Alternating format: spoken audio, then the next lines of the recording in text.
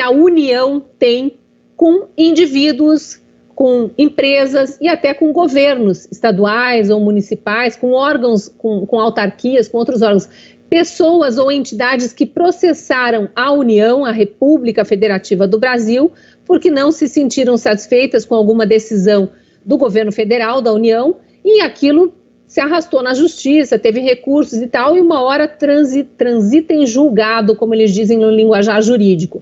Só que são questionamentos jurídicos, às vezes, de décadas.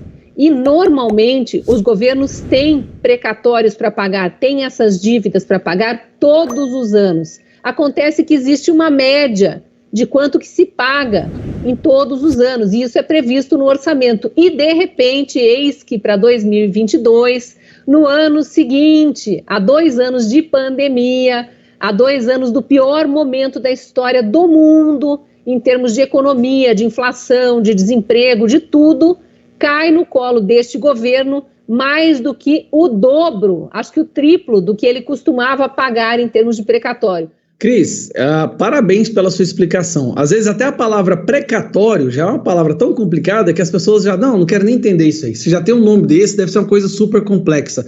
Mas é isso, né? É uma dívida normalmente de um processo. Eu vou contar uma história rápida, pessoal, é importante que as pessoas entendam o que é isso. A minha mãe era delegada, ela morreu há 16 anos. Em 1999, a Associação dos Delegados aqui de Goiás entrou com um processo contra o governo do estado por uma gratificação que não estava sendo paga. 99, então são o quê? 22 anos, né?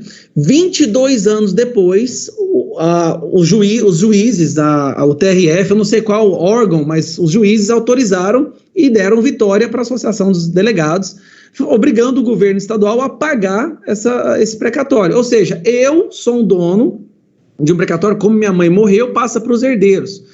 E aí nós estamos nessa briga para poder receber, de um processo de 22 anos atrás. Você falou uma coisa que eu tenho um tempo que eu estou querendo mencionar. É muita coincidência. Uma média de pagamentos de precatórios de 30 bilhões, de repente, no ano pós-pandemia, juízes autorizam 90 bilhões, sabendo que há um limite de gastos, sabendo que há um teto dos gastos. É muita coincidência, né? Não vou fazer nenhuma conspiração aqui não, mas é muita coincidência. E aí o governo é obrigado a entrar com essa PEC que possa liberar, né? Mudar o teto dos gastos e liberar. Só que é o seguinte, gente, o governo, a narrativa é qual, né, Cris? Que o calote está sendo dado. Olha o governo, é a narrativa contra o governo.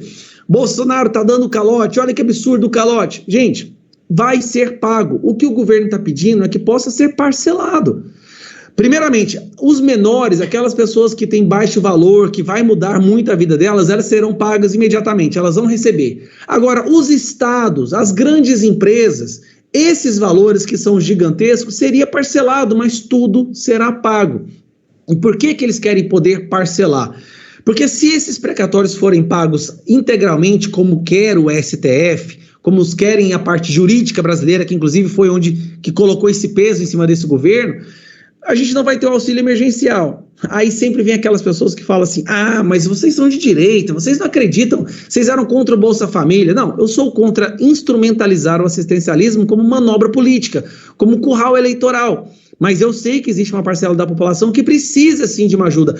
Tem que ter uma rede de proteção para os mais desfavorecidos, para os mais frágeis. Ninguém é contra isso.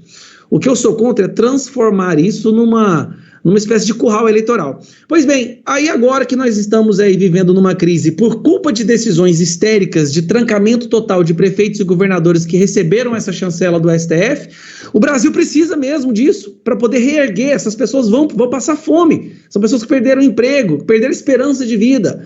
Então aí nós temos essa situação. Passa a PEC do precatórios para que o Auxílio Brasil possa ser mantido justamente nesse momento que essas pessoas estão sofrendo as consequências de decisões do STF, governadores e prefeitos. Aí, entrando na política agora, o Arthur Lira, sim, que faço várias críticas a ele nos momentos em que ele deve ser criticado, ele está trabalhando sim para poder aprovar essa PEC, está fazendo um trabalho muito bom, inclusive ele diz que, de acordo com os seus cálculos, ele teria em torno de 320 votos já para aprovar, inclusive deputados da esquerda vão votar a favor dessa PEC porque perceberam, existe ali, querendo ou não, existe um reduto de sanidade, até mesmo ali nessas pessoas. Perceberam que se não for passar essa PEC, não vai ter auxílio emergencial, milhões de pessoas vão ser jogadas na linha da pobreza abjeta, vão passar fome. Isso não pode acontecer. Isso vai ser uma destruição completa, assim, do nosso país. Então tem que ser aprovado. E aí estão trabalhando, aí entra nisso tudo, né, aquela questão dos relatores, da emenda dos relatores, que há um jogo político por trás disso, a gente sabe. O Kim Paim, eu sei que vai dar uma aula aqui pra gente sobre isso. Tá tendo um jogo para que essa PEC seja aprovada, e tem a emenda dos relatores, aí já entra a interferência do STF de novo, e aí eu achei muito estranho o Arthur Lira reclamando de interferência do STF. O Arthur Lira, gente, o Senado também reclama. Peraí, o Senado que abriu uma CPI por causa de interferência do STF, o Arthur Lira que deixou um deputado federal ser preso por interferência do STF, agora eles estão reclamando porque talvez essa liminar aí da Rosa Weber vai interferir na distribuição de verba pública. Por que agora eles gritam aos quatro cantos, não vamos deixar interferência, e lá atrás, quando era para prender um deputado federal, não se importavam com isso, quando é para abrir uma CPI que basicamente maculou a imagem do Brasil para nós aqui brasileiros, maculou a imagem do Senado,